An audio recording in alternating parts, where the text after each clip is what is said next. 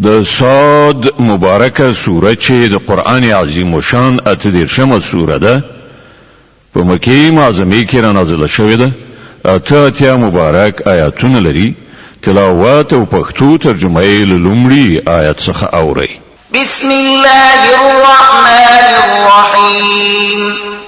د الله په نوم چې ډیر زیات مهربان پورا رحم لرونکی دی. صاد والقرآن بالذكر بل الذين كفروا في عزة وشقاق. صاد قسم دی له نصیحت نه پر ډک قرآن بلکې همدغه خلک چې له منلو نه انکار کړی دی یعنی کافران په سخت تکبر او سرکشي کې اخته دي. كم أهلكنا من قبلهم من قرن فنادوا ولا تحين مناص. لدوی نه مخکې مونږ هم دغه سي څو نسلونه هلاک کړي دي او کله چې د هغو کم بختای راغلی دی نو هغوی چیغې وهلي دي خو هغه د ژغورل کېدو وخت نو. وعجبوا أن جاءهم منذر منهم وقال الكافرون هذا ساحر كذاب. دوی په دې خبره سخت تعجب وکړ چې دوی ته په خپل له هم دوی نه یو ویرونکی راغی.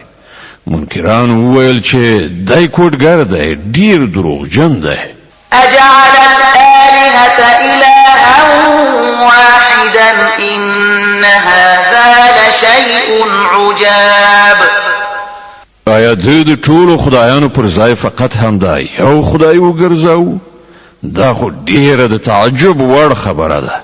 وانطلق الملأ منهم أن امشوا واصبروا على آلهتكم إن هذا لشيء يراد. او د قوم یعنی قریشو سرداران له دې وینا سره ووتل چې زوی او د خپل معبودانو پر عبادت ټینګ اوسئ. دا خبره خو د کوم بل غرض لپاره کیږي. ما سمعنا بهذا في الملة الآخرة إن هذا إلا اختلاق. دا خبره مونږ د نږدې زماني په ملت کې له هیڅ شانه نه دا اورېدلې. دا نور هیڅ نه ده مګر یوه له ځانه جوړه شوې خبره. أأنزل عليه الذكر من بيننا بل هم في شك من ذكري بل لما يذوقوا عذاب. زمون په منځ کې همدغه ایکی یو سړی پاتې شوی و چې پر دوی باندې د الله وحی نازله کړای شو. اصلي خبره دا ده چې دوی زما په وحی کې شک کوي او دا ټول خبرې د دې لپاره کوي چې دوی زما د عذاب خوند نه دی څکلای. أم عندهم خزائن رحمة ربك العزيز الوهاب. آیا استاد بخشش والا او برلاسی پروردگار د رحمت خزانه د دوی په اختیار کې دي؟ أم لهم ملك السماوات والأرض وما بينهما فليرتقوا في الأسباب. آیا دوی د اسمانونو او ځمکې او د هغو په منځ کې شیانو څښتنان دي؟ خنو دوی د عالم اسباب څوک ته وخیږي ودی ګوري. جند ما هنالك مهزوم من الأحزاب كذبت قبلهم قوم نوح وعاد وفرعون ذو الأوتاد وثمود وقوم لوط وأصحاب الأيكة أولئك الأحزاب. دا خل ډلونه یو داسې کوچنی غونډه ډله ده چې په همدې ځای کې ماته خورونکې ده. له دوی نه مخکې د نوح قوم عادیانو د میخونو او لوړو عمارتونو څښتن فرعون سمودیانو د لوط قوم او د ایکه خلکو پیغمبرانو ته د دروغو نسبتونه کړي دي. إن كل إلا كذب الرسل فحق عقاب. له هغونه هر یوې پیغمبران دروغجن وګڼل او زما د عذاب فیصله پر تطبیق شو. وما ينظر هؤلاء إلا صيحة واحدة ما لها من فواق. دغه خلک یعنی د مکی مشرکان هم فقط یوې زلزلې انتظار باسي چې له هغې وروسته کومه بله زلزله نه وي. وقالوا ربنا عجل لنا قطنا قبل يوم الحساب. او دوی وایي چې ای زموږ پروردګاره د حساب له ورځې نه مخکې زموږ برخه موږ ته په بیړه راکړه. اصبر على ما يقولون واذكر عبدنا داود ذا الأيد إنه أواب. ای پیغمبره په هغو خبرو باندې صبر وکړه چې دوی جوړوي. دوی ته زموږ د بنده داود قصه بیان کړه چې د سترو قواو څښتنو په هر معامله کې الله ته رجوع کوونکی و.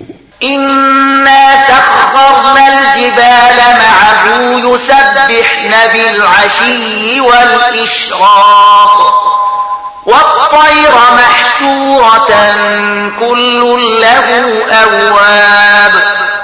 مونږ له هغه سره غرونه تابع کړیو چې سهار او ماښام له هغه سره پاکي بیانوله او الوتونکي به د هغه شاوخوا ته راغونډېدل او ټول د هغه تسبیح کولو ته متوجه کېدل.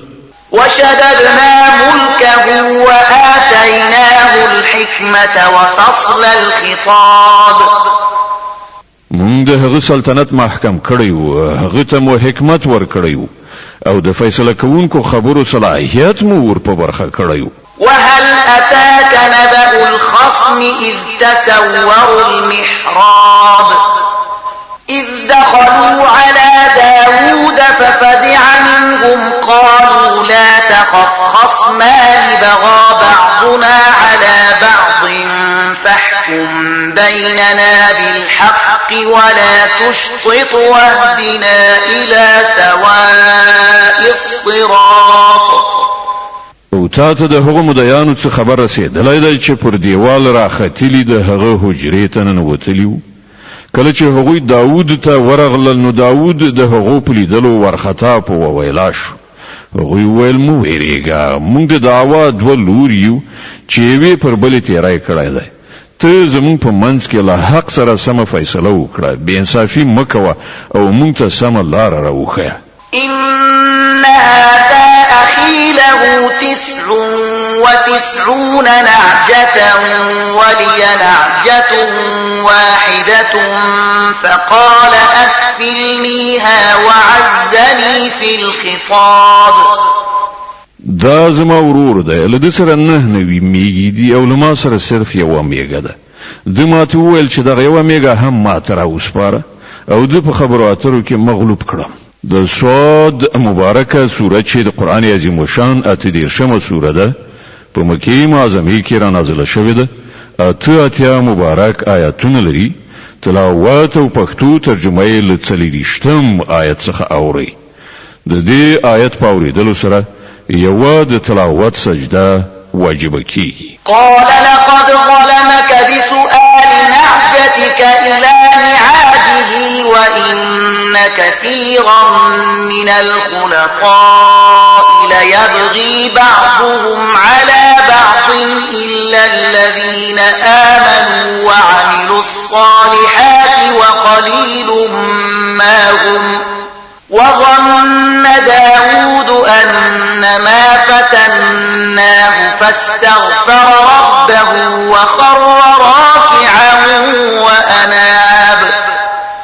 داود جواب ورکړ دغه سړي له خپلو میږو سره ستا د میږې د یو ځای کولو په غوښتنه په رښتیا سره په تا ظلم وکړ. واقعیت دا دی چې زیاتره شریکان دي ځینې یو پر بل ظلمونه کوي. فقط همغه کسان له دین ژغورل شوي دي چې ایمان لري او ښه عملونه کوي او دغسې خلک بیخي لږ دي. د دغه خبرو په ترڅ کې داود پوه شو چې دا خو مونږ په اصل کې پر ده ازمایښت کړی دی.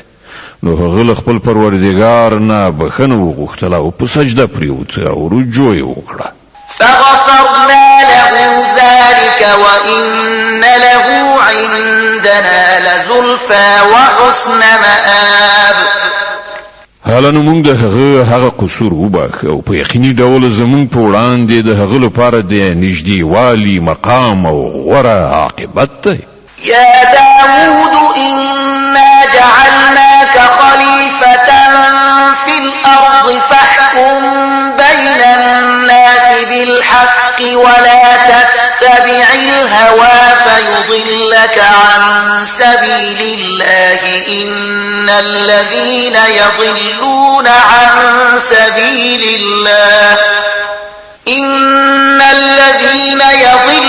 عن سبيل الله لهم عذاب شديد بما نسوا يوم الحساب. مونږ هغه ته ویل ای داوود مونږ ته په ځمکه کې خلیفہ ګرځولې له دې کبله ته د خلکو په منځ کې په حق حکومت وکړه او د نفسي غوښتنې پیروي مکوه چې هغه به تا د الله له لارې نه واړوي. کوم کسان چې د الله له لارې نه بېلارې کیږي په یقیني ډول د هغو لپاره سخته سزا ده چې هغو د حساب ورځ هېره کړه. وما خلقنا السماء والأرض وما بينهما باطلا ذلك ظن الذين كفروا فويل للذين كفروا من النار. مونږ دغه اسمان او زمکه او دغه دنیا چې د هغو په منځ کې دا چټي نه ده پیدا کړې دا خو د هغو خلکو ګمان دی چې کافر شوي دي او د دغسې کافرانو لپاره بربادي ده د دوزخ له اور څخه. أم نجعل الذين آمنوا وعملوا الصالحات كالمفسدين في الأرض أم نجعل المتقين كالفجار. آیا موږ هغه خلک چې ایمان راوړي او نیک عملونه کوي او هغه کسان چې په ځمکه کې فساد کوونکي دي او شانته کړو؟ آیا موږ پرهیزګاران د بدکارانو په شان وګرځو؟ كتاب أنزلناه إليك مبارك ليدبروا آياته وليتذكر أولو الألباب. دا یو ډیر برکتناک کتاب دی چې موږ تاته ای پیغمبره نازل کړی ترڅو چې دوی د دې پر آیاتونو غور وکړي او د پوهې او فکر خاوندان ترنه درس واخلي. ووهبنا لداود سليمان نعم العبد إنه أواب. او داوود ته مونږ سليمان غوندې زوی ورکړ ډیر ښه بنده د خپل پروردګار خواته ډیر رجوع کوونکی. إذ عرض عليه بالعشي الصافنات الجياد فقال إني أحببت حب الخير عن ذكر ربي حتى توارت بالحجاب ردوها علي فطفق مسحا بالسوق والأعناق. هغه وخت د یادونې وړ دی چې په ماښام حال کې د هغه مخې ته ګړندي او اصیل آسونه وړاندې کړای شول. نو سلیمان وویل ما د دغه آسونو مینه د خپل پروردګار په یاد غوره کړې ده تر دې پورې چې کله هغه آسونه له سترګو پناه شول نو هغه امر وکړ چې دا بیرته ماته راولئ.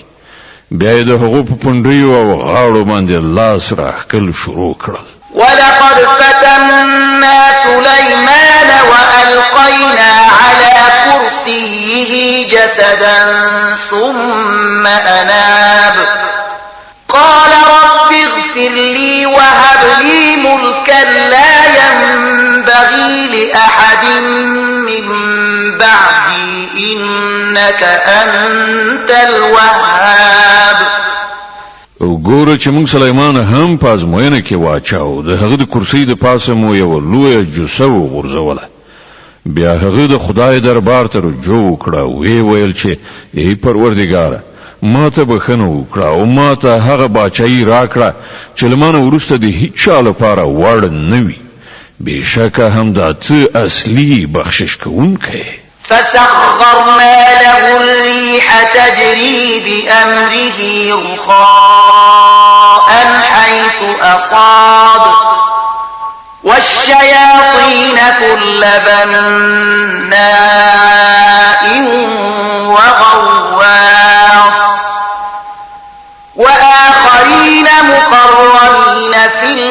صفاد حالنو مونږ هغه ته باد رام کړ چې د هغه په امر به په نرمۍ سره لګیدي چیرته چې هغه غوښتل او شیطانان مرام کړل د هر ډول ودانیو جوړونکي او له لوی بحرونو څخه د جواهرو دراوېستلو لپاره غوټه وهونکي او نور چې په زنجیرونو تړل شوي وو هم رام کړل. هذا عطاؤنا فامنن او امسك بغير حساب مونږ هغه ته ویل دا زمونږ درکړه ده ته واکمنې چاته دی چې خوښه شي ورې کړي او چاته چې وغواړي ورې نه کړي څه حساب نشته. وإن له عندنا لزلفى وحسن مآب په یقیني ډول د هغه لپاره زمونږ په وړاندې د نږدېوالي مقام او غوره پای دی. واذكر عبدنا أيوب إذ نادى ربه أني مسني الشيطان بنصب وعذاب او زمونږ د بنده ایوب یادونه وکړه کله چې هغه خپل پروردګار ته غږ وکړ چې شیطان زه په سخت تکلیف او عذاب کې اچولی. اركض برجلك هذا مغتسل بارد وشراب مونږ هغه ته امر وکړ خپل پښې پر ځمکه ووهه دا دي یخي اوبو د لمبلو لپاره او د څښلو لپاره. ووهبنا له أهله ومثلهم معهم رحمة منا وذكرى لأولي الألباب مونږ هغه ته د هغه اهل او عیال بیرته بیا ورکړ او د هغو ترڅنګ همغومره نور له خپل لوري د رحمت په ډول او د پوهې او فکر د خاوندانو لپاره د درس په توګه. وخذ بيدك ضغثا فاضرب به ولا تحنث إنا وجدناه صابرا نعم العبد إنه أواب او مونږ هغه ته وویل جارو را واخلا او گزار پرې وکړه او خپل قسم مه ماتوه.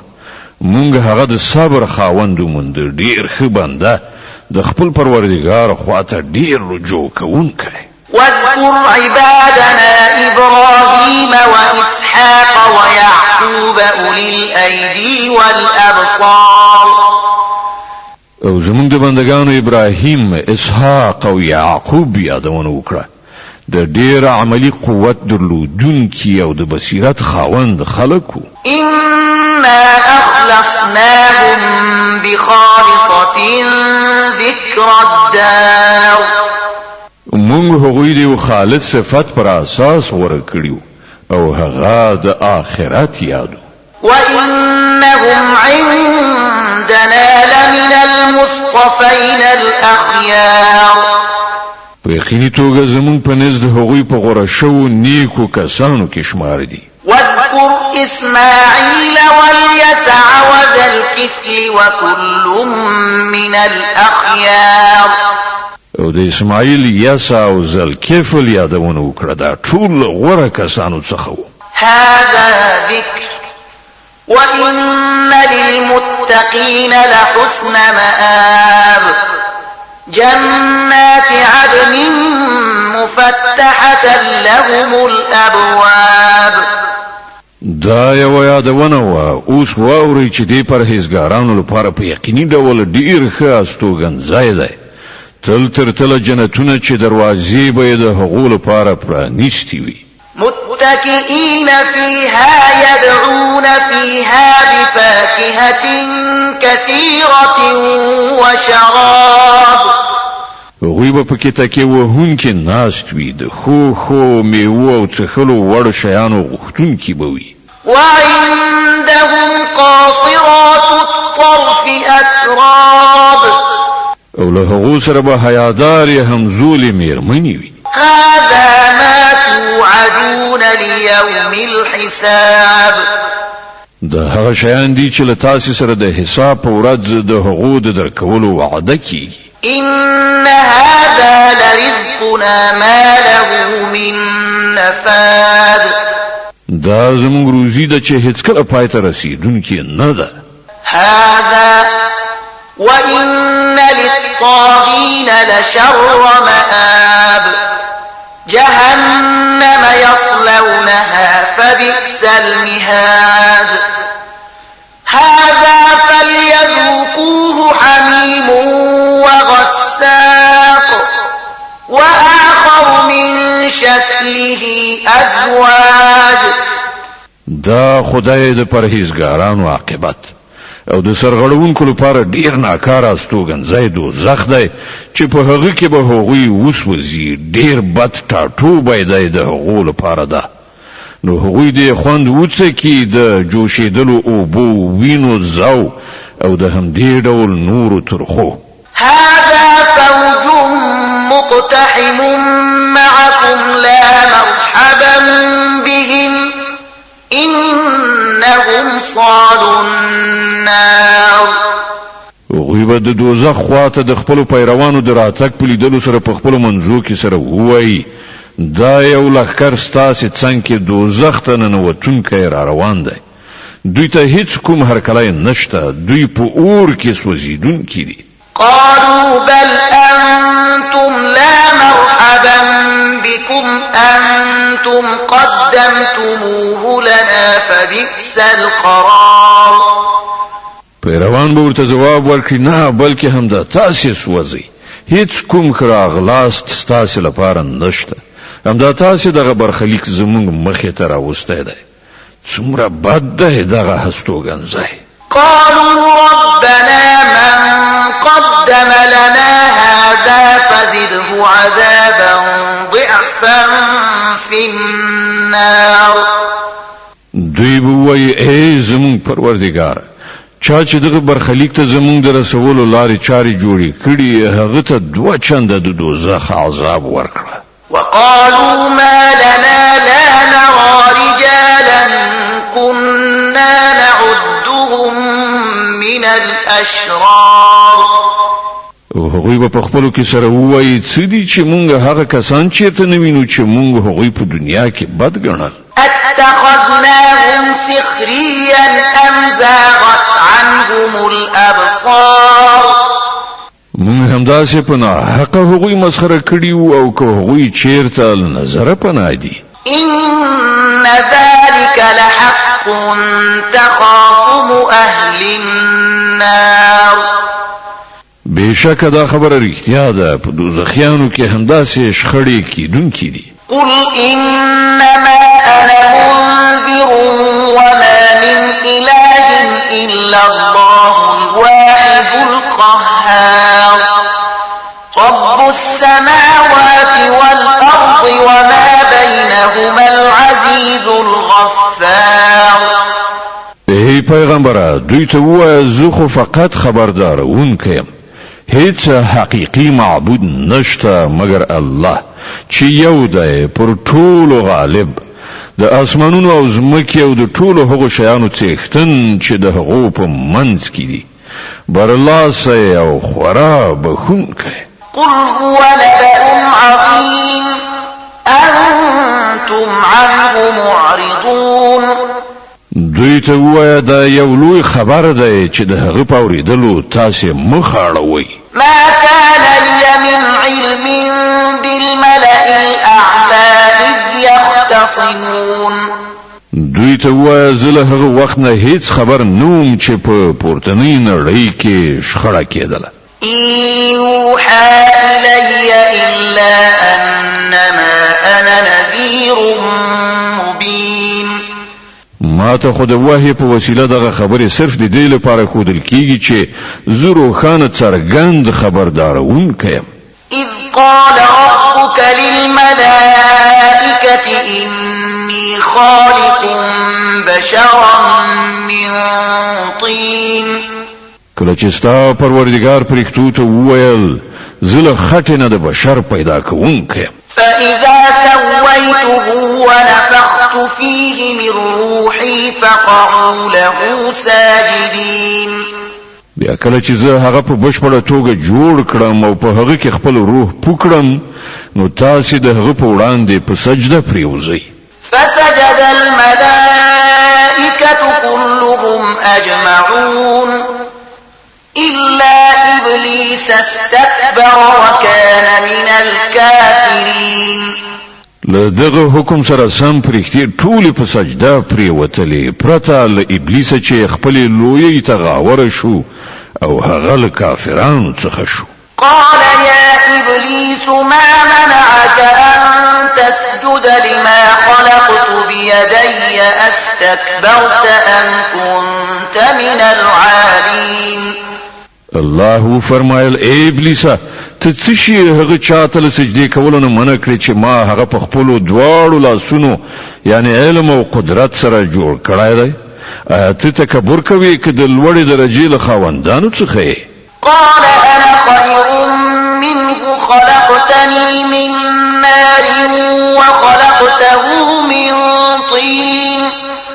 شیطان جواب ورکړ زه له هغه نه غوره یم تا زه له اوره پیدا کړی یم او هغه دې له خټې نه.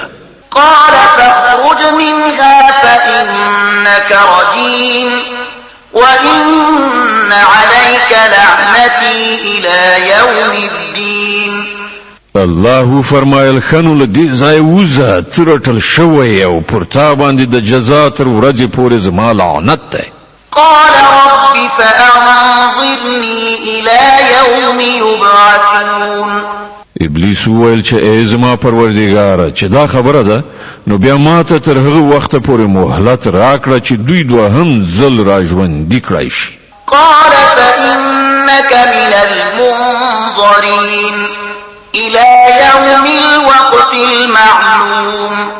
الله فرمایل خدا تا ته تر هغه ورځې پورې مهلت دی چې د هغې نیټه ماته معلومه ده. قال فبعزتك لأغوينهم أجمعين إلا عبادك منهم المخلصين.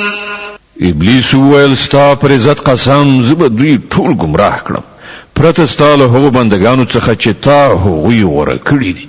قال فالحق والحق أقول لأملأن جهنم منك وممن تبعك منهم أجمعين.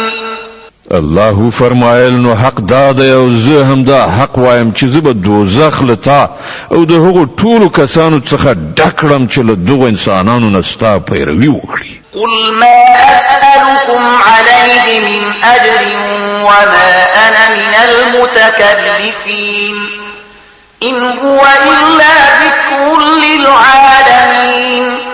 ای پیغمبره دوی ته وایي چې زه په دغه تبلیغ باندې له تاسې نه څه اجوره نه غواړم او نه زه د ساختګي چارو جوړونکو خلکو له جملې څخه یم.